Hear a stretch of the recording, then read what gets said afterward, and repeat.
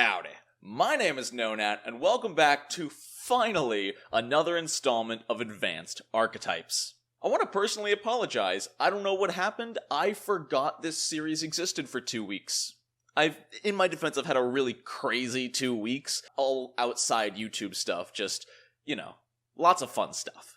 But we're back, we're in here, and we have some cool archetypes to talk about today, starting off with what might be one of my personal favorites. The Martial Artist. Starting off with the dedication, it's basically just the monk's powerful fist feature. Your fist attacks become a 1d6 instead of a 1d4, you don't take a penalty for making lethal attacks with them, and if your proficiency with anything else goes up, your proficiency with unarmed attacks also goes up, which is weird that they added that in because that's how it works anyway for every class. So I'll be honest, on its own, that is probably one of the weakest dedications in the entire book, but trust me that this archetype more than makes up for it.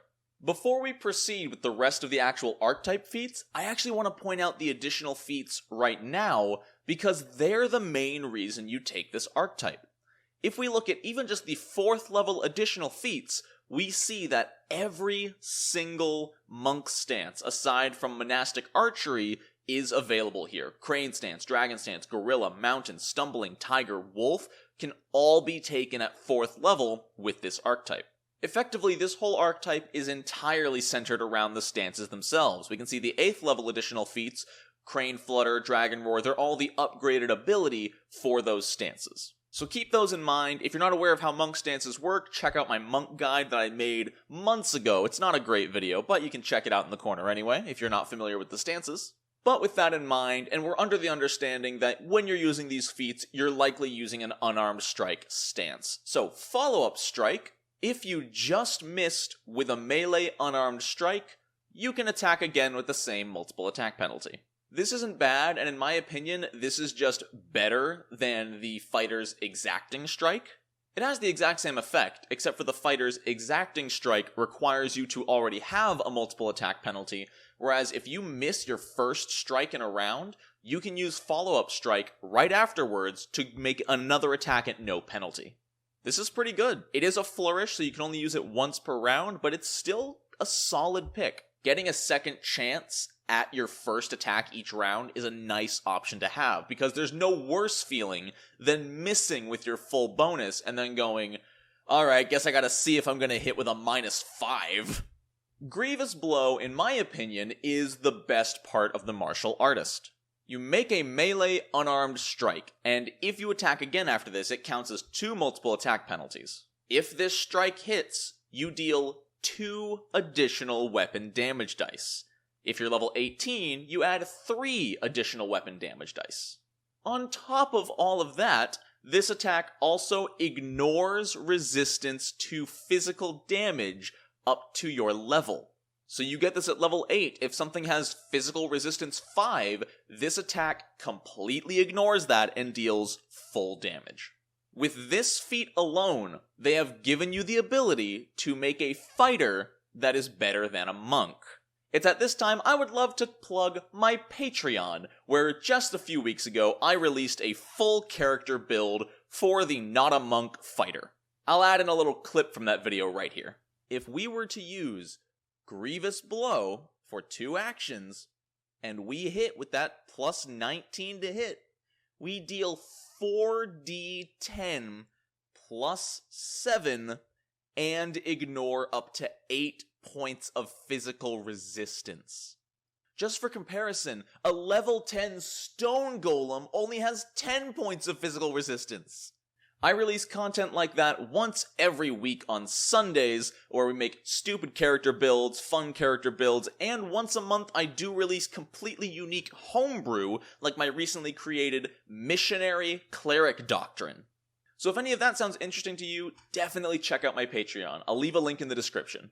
There are multiple tiers to pledge at, each one giving you more and more different benefits, and the highest one, the $50 tier, actually gets you into my bi-monthly patron game, which just started last Saturday. We play every other week, and it's never too late to jump in. So thank you for letting me plug my Patreon. I will now return to your regularly scheduled archetypes. Path of Iron is pretty good. Level 14 is a long time to wait, but for 3 actions, you get to stride once. You can then make 3 separate attacks anywhere along that stride. And the big benefit is that all 3 of these attacks are at your maximum multiple attack penalty.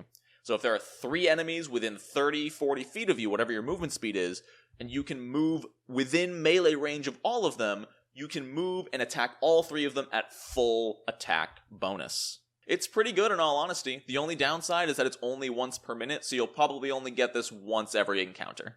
So like I said, this is one of my favorite archetypes. It's simple, it's easy to understand if you understand the monk. My problem is that this archetype kind of makes the monk not invalid, because the monk still gets a bunch of other really cool stuff, like unarmored movement and stuff like that. But with this archetype, any class can be like a monk. You don't get everything the monk gets, but you get a good 40% of the monk's kit just from this archetype. And while I think the not a monk fighter is hilarious, I do think it is an inherent flaw in the system. A fighter with the martial artist archetype should not be doing better than a full monk. Next, onto the Mauler archetype, which is all about two-handed weapons. Starting off, the dedication does require you have at least a 14 to strength, which is not that hard to get, and you instantly become trained with all two-handed, simple, and martial weapons. Your proficiency also increases with these anytime your proficiency increases in any way. Once you're an expert with these weapons, you also get the crit specialization. Pretty good stuff. Clear the Way is okay. For 2 actions, you can stride up to half of your speed, and at the same time make up to 5 separate athletics checks to shove adjacent creatures. Now the annoying thing is the creatures have to be adjacent to you when you start moving. For a level 6 feat, this is kind of lame. It's technically good action economy, 2 actions to shove up to 5 creatures, but I feel like it could have added some damage. Maybe just take from the barbarian and say they all take damage equal to your strength modifier. That way at level 6 you could deal 4 damage to 5 targets and move. I think that would be cool. The problem is that this is just so niche. If you are playing a Mauler, chances are you want to be surrounded by enemies, so why would you want to push them away and leave? It just doesn't make a whole lot of sense to me. But maybe I'm missing something with this feat, and it's actually better than I thought. I suppose you can always take this as a barbarian with the brutal bully feat, and then you would get to add your damage to that. Shoving Sweep as a reaction. Why? If a creature leaves a square next to you during a move action, you can push it. You can make the shove action, and then it just keeps moving from where you shoved it to. Why is this a level 8 feat, and why would you ever take this over Attack of Opportunity? The only benefit to this is that if they enter and leave a square in the same move action, you can still do this, whereas Attack of Opportunity, they have to start the move action while next to you.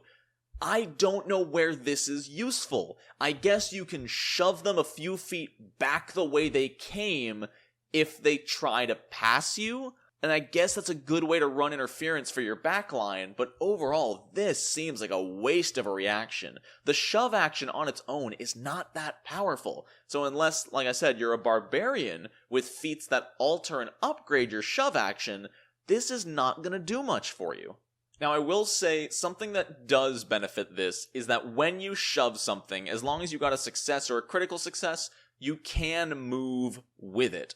So I suppose with this reaction, you can push them and move even if it's not your turn. So I'll give it that. Repositioning yourself outside of your turn is hard to come by, even if it's something niche like this. Hammerquake, again, should have had some damage involved. For 3 actions, you attack a square on the ground, and if something happens to be standing in that square, you attack it. You then get to make a trip check against the target in the square and any targets adjacent to that square. This functions like a normal trip. You have to make the trip check against them and they either fall prone or they fall prone and take damage or nothing happens. So this can be really good. 3 actions to, in a perfect potential world, knock down about 7 or 8 targets is really, really good. But this is also level 14. It does not do any damage unless you critically succeed your trip check, And the opportunity to capitalize on that many tripped targets is not amazing. It does take away their actions if they choose to stand up. That is -1 action for each of them. So even thinking of it that way, you're spending 3 actions to do this. So even for good action economy, you better be knocking down at least 3 targets with this. And if you're not, then it's just a waste and it's not worth doing. I think this could have been level 10 and been fine. I don't know why they pushed this all the way to level 14. I'm sure they have their reasons, but it's just a little underwhelming. Also, there's more information about it up here, but all it says is that you can trip even if you don't have a free hand, and it counts towards your multiple attack penalty. And finally, Avalanche Strike is sort of my final big issue with this archetype. For 3 actions, you get to attack every single enemy adjacent to you with the same multiple attack penalty. Really cool, right? Well, the Barbarian, who I've been sort of touting up as the main class who could benefit from this archetype, gets the same thing, except it's called Whirlwind Strike at level 14. I don't know who this archetype is for. It's so underwhelming. You get 2 feats that help you shove people, 1 feat that lets you trip multiple people, and then something that lets you spin in a circle and attack everyone else. Like, I can't recommend it to fighters or barbarians because there's just stuff here that they get on their own. I suppose you could take this maybe as like a ruffian rogue. I guess that could be cool, but I wish there was more tripping or more emphasis on dealing high damage. Like I said, I guess a ruffian rogue could make use of power attack and maybe get some cool power attack, sneak attack combos with a simple 2-handed weapon. There could be some potential there. Maybe you can find a way to make this work with a monk or a ranger with a 2-handed weapon. I just wish there was less emphasis on shoving. Not counting the additional feats, half of the unique feats are only about the shove action, which is just so underwhelming. Not a big fan of the Mauler, even if his art is super cool. It just underwhelms me. The medic, on the other hand, is really, really neat. You have to be trained in medicine and have the battle medicine skill feat, and this basically, just the dedication is really good. It upgrades your battle medicine and treat wounds. Basically, as long as you're attempting at least the DC 20 version of treat wounds or battle medicine, you heal additional hit points. 5 additional hit points per tier of DC you're attempting. So if you're a master and you're attempting DC 30 and you succeed, you heal an additional 10 hit points on top of the normal success for that DC. On top of that, you basically get an extra battle medicine per day on a target that's temporarily immune. This means you can battle medicine the same person twice in one turn, which is fantastic. You can only do this once per day, though, but once you're a master, you can do it once per hour. So again, hopefully, that's roughly once per encounter, so long as you're not in constant encounters every 5 minutes. Doctor's Visitation is a hilarious name and just a really good feat. You know how I always talk about the classic martial feat that lets you move twice and attack for 2 actions? This is that, but for healing people. For 1 action, you can move and battle medicine, or move and treat poison. And then, once you're a higher level and you have the treat condition feat, which we're going to talk about in a second, that's usually a 2-action activity, and with Doctor's Visitation, for 2 actions, you can move and treat a condition. This is just really good action economy. It makes it so you can always be where you need to be without wasting too many actions. Treat condition has a really, really long text box, but it's honestly really simple. You can treat any adjacent creature to attempt to reduce the clumsy, enfeebled, or sickened conditions. If they're suffering from multiple conditions, you can only pick one of them, and you make a medicine check against the DC of the thing that afflicted it. So if a target got hit by Ray of Enfeeblement with a DC of 22, then you have to make a medicine check against that DC 22. And we can see here that if you succeed, you reduce the condition by 1. If you critically succeed, you reduce the condition by 2, which is insanely powerful. The downside is if you somehow critically fail, you somehow increase the condition by 1. I find that absolutely hilarious. Also, if the effect ever came from something level 20 or higher, Unless you're a legendary in medicine, you have to increase the DC by 10. So if a level 20 wizard cast Ray of Enfeeblement on a target, and the DC would normally be 40, it's instead 50 unless you're legendary in medicine. Also, this cannot be used to reduce conditions that are constantly in effect due to like a curse or enchantment, such as a barbarian's clumsy condition from being a giant instinct. Holistic Care is a straight upgrade to treat condition and allows you to provide emotional support to reduce frightened, stupefied, and stunned, as well as the original 3 options. So this just expands what you can do with treat condition. Interestingly, you can't reduce a stunned condition that has a duration. You can only reduce it if it has a value. And finally, at level 16, you can revive the dead through purely non-magical medicinal means. For 3 actions, so long as you are legendary in medicine, you are wielding healer's tools, and the target's body is mostly intact, you can attempt a DC 40 medicine check to return them to life. Now, they cannot have been dead for more than 3 rounds, so there is a time limit on this. If you succeed, it's the same as casting Raise Dead on the target, though keep in mind that when you resurrect them this way, they actually keep and increase their wounded condition. So if they were wounded 3 and they died, well then if they went down, they would have died instantly. So even if you bring them back, they will be wounded 4, meaning if they drop again, they die again. You can only use this on the same target once per day. But once per day is amazing for this. You don't need to spend any money, any spell slots, anything. If your ally goes down and dies in combat, you can bring them back so long as you don't fail the check. It is a hard check. Even at level 16 plus, DC 40 is nothing to sneeze at. So I love the medic. It is the ultimate just support archetype. You don't even need to take this on a purely support character. You could take this on a fighter or even like a barbarian. Anybody could make use of this archetype for when the situation arises. It may not always come up, but for the day when you're in melee and your fellow melee fighter gets a condition, for you to just be able to be like, I got you, and then reduce his condition, it's great. Or just being able to battle medicine more often, it's fantastic. There's not much else to say about this. I wish I could go in deeper, but it does what it does, you know? This is one of the simplest archetypes. You heal more hit points, you reduce conditions. Once you're level 16, you can bring back the dead. Really good. The Pirate might be the single most niche archetype on this list. Let's talk through it first. The Dedication grants you sailing lore, as well as ignoring the difficult terrain caused by boats. You also gain a totally unique action called Boarding Assault. For 2 actions, you can either stride twice or attempt an acrobatics check. You only attempt this acrobatics check if you are swinging on a rope up to your speed. If, during this action, you boarded or disembarked from a boat, you can make a free attack.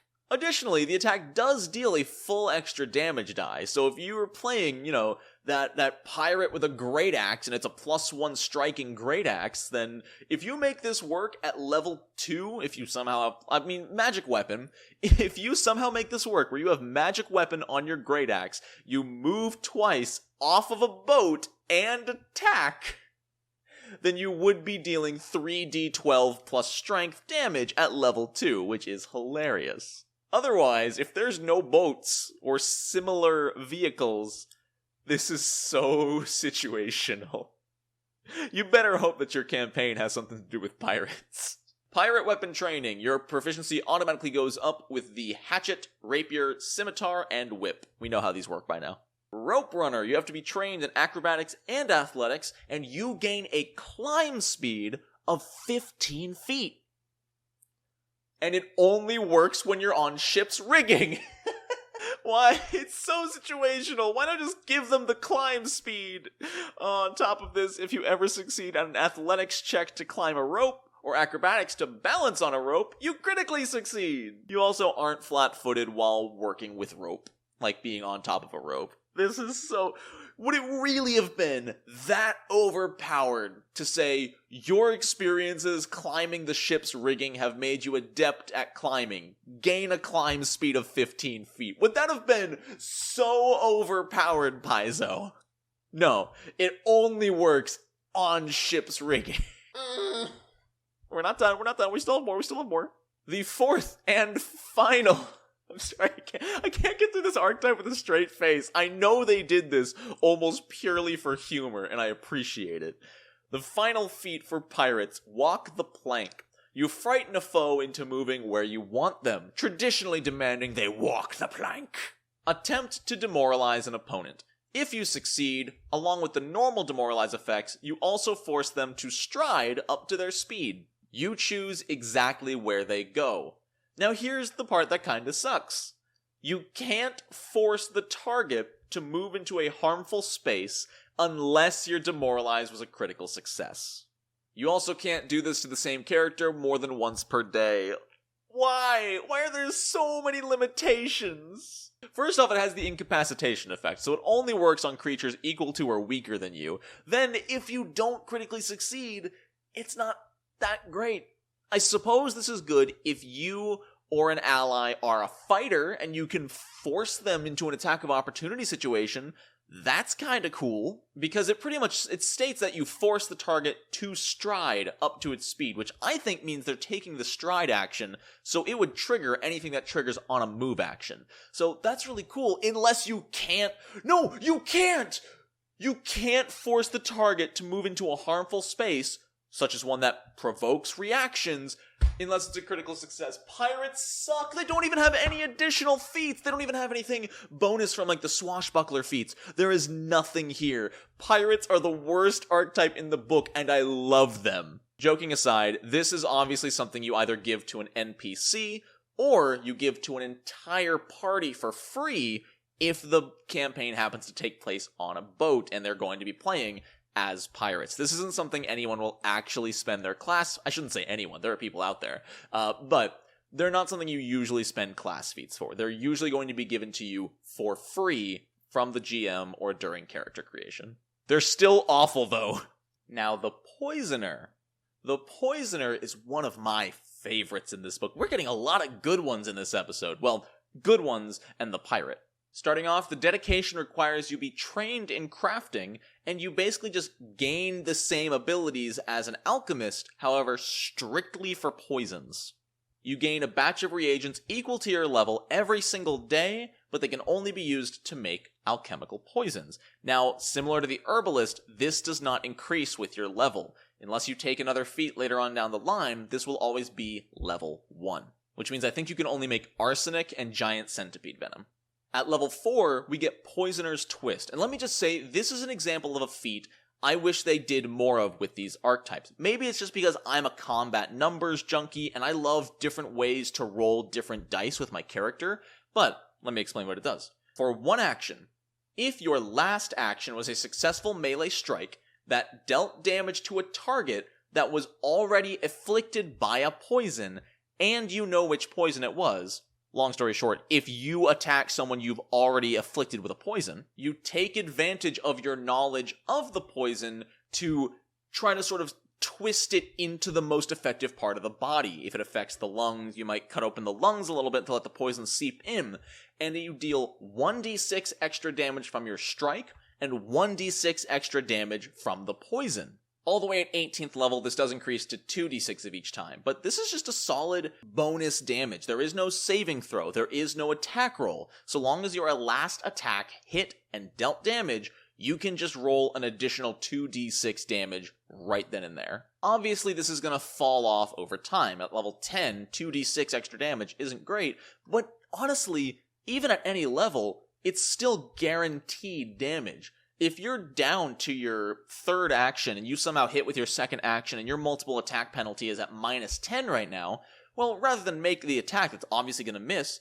just go for the guaranteed 2d6, you know? That's really still pretty good. And I do believe you can use this after the attack that inflicted the poison. If you have a dagger that's coated in giant centipede venom and you stab a target and they fail their saving throw, so you stabbed them and they are afflicted with a poison, and you know which poison, I believe your second action can be to use Poisoner's Twist. It's a little vague because it says your last action was a successful melee strike that dealt damage against a target that is afflicted by a poison. It doesn't say was afflicted by a poison, which is why I think stabbing them, applying the poison, and then using Poisoner's Twist works. I love this feat. It's just one of my favorite feats in the APG. Expert Poisoner. You increase your advanced alchemy level to your level -3. So once you take this feat, it does start leveling up with you, albeit a bit behind. I will say this is a bit more limiting for the Poisoner than the Herbalist, because for an Herbalist, healing items are always useful, but for a Poisoner, making poisons that are a lower level than you definitely sets you back, because the DC for certain poisons are usually based on the poison's level themselves. Poison Coat is so needlessly cool. Effectively, it's kind of a poison attack of opportunity.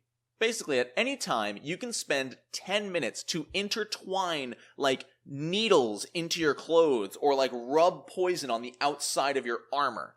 Then, if a target hits you with a melee unarmed strike, so very effective against things like animals, which are always unarmed strikes, you can use your reaction to rub the poison on the attack. So if they, like, bite your arm, you can, like, move your arm around a little bit in their mouth, and then they swallow the poison, and then it's the same as if you hit them with the poison. They have to make a saving throw. What's cool about this is that it can be an injury or a contact poison. For a lot of the time in combat, you are restricted strictly to injury poisons, because, how else are you going to inflict it? But contact poisons work with this, and it's a really cool way to get to use a lot of different poisons in your encounters. Acquired Tolerance at level 8 is basically a reaction you can use to re-roll a saving throw against poison. You are stuck and have to use the second result, whether it was better or worse. What's interesting about this is you can then still re-roll saving throws against the same type of poison, all for the rest of the day. So if you get afflicted by giant centipede venom, and you use Acquired Tolerance to re-roll that check, well, for the rest of the day, you can re-roll saving throws against giant centipede venom. But, let's say you get afflicted by arsenic later in the day. Well, you cannot re-roll that one until your next daily preparations, in which case, if you get afflicted by arsenic at the first thing that day, you can re-roll that, and then for the rest of that day, you can only re-roll arsenic poisoning. I hope you guys can follow that. And then the Poisoner basically gets every single feat from the Toxicologist Alchemist. The Poisoner is really, really cool. What I like about this one is it's not just a Toxicologist Alchemist archetype that gives the same benefits. This is something that gives totally unique benefits outside of the Alchemist. Poisoner's Twist, Poison Coat, and Acquired Tolerance are not something that alchemists get usually, so it's still worth it for an alchemist to take this archetype. Maybe it's just me, and it's definitely part of why I have undersold certain archetypes in these reviews, but I am a sucker for an archetype that does more than something another class already does. I like the archetype to be totally unique, so there's a reason for someone of almost any class to take it, even if they already do something similar. That's a big issue I had with the Mauler, because fighters and barbarians really have no reason to take the Mauler archetype. But that is where I'm going to end this episode of Advanced Archetypes. It feels good to be back. I forgot how fun these were. Again, I'm sorry for just forgetting about these videos. I literally wasn't like, I'm just going to make them wait for it, or I need to put this on hold. I literally forgot, so that is entirely on me. We had some cool ones in this one. I think my favorite is probably the Pirate, obviously. #1 archetype in the APG. But we only have 11 archetypes to go, I believe, so we are coming down to it. There's probably only going to be 2 more episodes of this. I hope you're excited. I'm excited. Thank you so very much for watching. I want to give a massive shout out to my patrons for supporting everything I do. Like I said near the beginning of the video, if you want to pledge on Patreon, there is a link in the description. It helps out so much. If you pledge at least $5, you get access to the patron-exclusive channel of the Discord. $10 or more gets your name in the end of these videos. And then, like I said, $50 gets you into the patron-exclusive campaign. We are only 1 session in, and there are tons of cool places to integrate your character if you're interested in joining. So thank you all so very much for watching. I hope you have a wonderful rest of your day, and I'll see you on Monday for a new video. Until next time, No nat ones.